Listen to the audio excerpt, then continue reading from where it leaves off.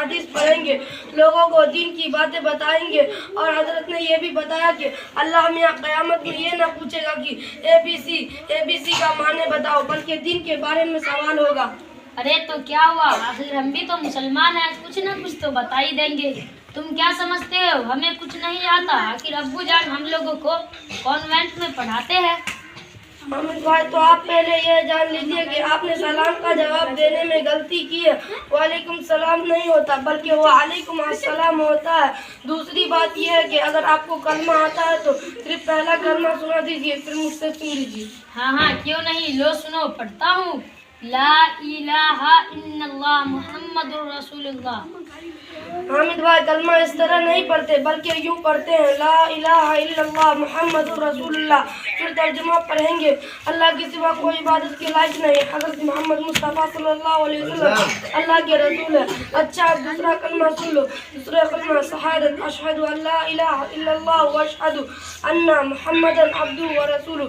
میں گواہی دیتا ہوں کہ حضرت محمد اللہ کے سوا کوئی عبادت کے لائق نہیں، اور میں گواہی دیتا ہوں کہ حضرت محمد مصطفیٰ صلی اللہ علیہ وسلم اللہ کے رسول ہے۔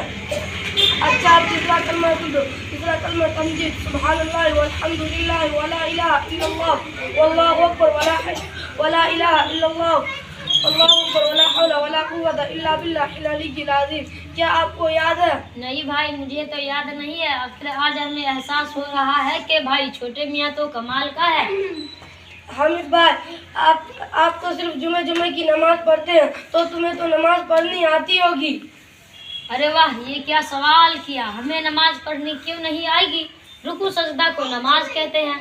دیکھو بھائی صاحب، ہمارے حضرت نے بتایا کہ نماز ایک عبادت ہے، اسے جب اعتدال یعنی سکون کے ساتھ ادا کریں گے تبھی نماز ہوگی، ورنہ تو نماز کا کھلواڑ کہا جائے گا۔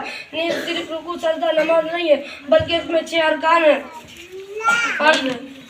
نہیں بھائی مجھے تو یہ بھی معلوم نہیں ہے کہ نماز کے فرائض 7 ہے۔ اچھا اگر آپ کو معلوم ہے تو برائے کرم بتا دو۔